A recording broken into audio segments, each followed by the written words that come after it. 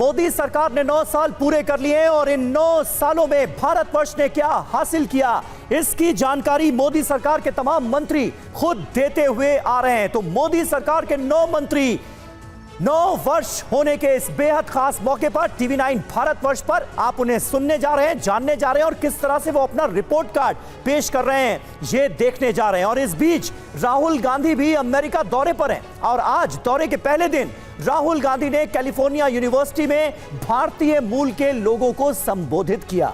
राहुल के इस भाषण को नाम दिया गया नफरत के बाजार में मोहब्बत की दुकान। मोहब्बत की इस दुकान में राहुल ने पीएम मोदी और आरएसएस पर हमला करने का कोई मौका छोड़ा नहीं, मगर राहुल के सारे आरोपों पर करारा जवाब दिया है केंद्रीय मंत्री स्मृति ईरानी ने। मोदी सरकार के 9 साल पर हमारी इस खास सीरीज में टीवी 9 भारतवर्ष ने स्मृति ईरानी से एक्सक्लूसिव बातचीत की है। नमस्कार, टीवी 9 भारतवर्ष में आपका स्वागत है। मैं हूं राहुल सिन्हा। मोदी सरकार के 9 साल पूरे हो चुके हैं। इस 9 साल में उपलब्धियां हैं, कड़े और बड़े फैसले हैं और कुछ विवाद भी हैं। और मेरे साथ इस 9 साल पर बात करने के लिए केंद्रीय महिला और बाल विकास मंत्री और साथ में अल्पसंख्यक मामलों की मंत्री स्मृति ईरानी जी मौजूद हैं। स्मृति जी, बहुत बहुत स्वागत है आपका। आपके पास जो मंत्रालय है, मैं शुरुआत उसी से करूंगा। धन्यवाद। आंकड़े ये बताते हैं कि पिछले 9 साल में देश की महिलाओं का जो भरोसा है वो मोदी सरकार को लेकर के बढ़ा है।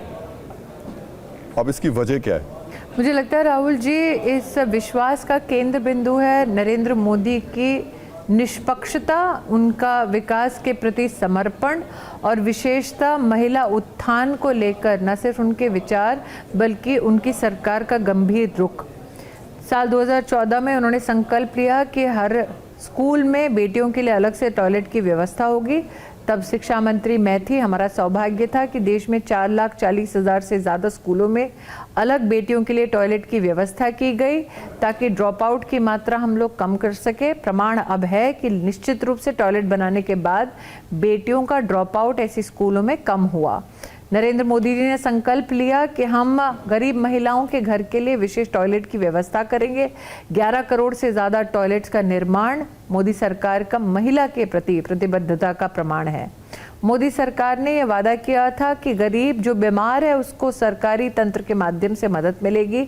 आयुष्मान भारत के अंतर्गत 10 करोड़ से ज़्यादा परिवारों को 5 लाख रुपए की सालाना सेवा देना, ये मोदी सरकार की कई उपलब्धियों में से एक है।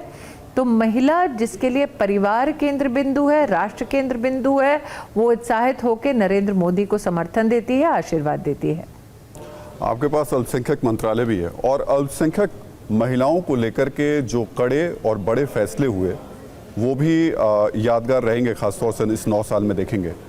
लेकिन ये कहा जाता है कि अल्पसंख्यक बीजेपी को लेकर के बहुत भरोसा नहीं रखते हैं। क्या इन फैसलों ने अल्पसंख्यक महिलाओं के अंदर बीजेपी को लेकर भरोसा पैदा किया? मैं इतना ही कहूँगी, आज जब यहाँ पर हम चर्चा कर रहे हैं तब देश के इतिहास में सबसे ज़्यादा संख्या में महिलाएं बिना किसी महरम के, मतलब बिना किसी पुरुष के सहयोग के हज यात्रा के लिए जा रही हैं। 4,314 ये महिलाएं इस बात का प्रतीक हैं कि किस प्रकार से मोदी सरकार में वो अपने आप को संरक्षित पाती हैं। ट्रिपल तलाक का कानून मुस्लिम समाज में महिलाओं को संवैधानिक संरक्षण देता है, उनके सम्मान को समाज में बढ़ाता है और उनके भविष्य की चिंता करता है। ये भी चर्चा का विषय रह चुका है।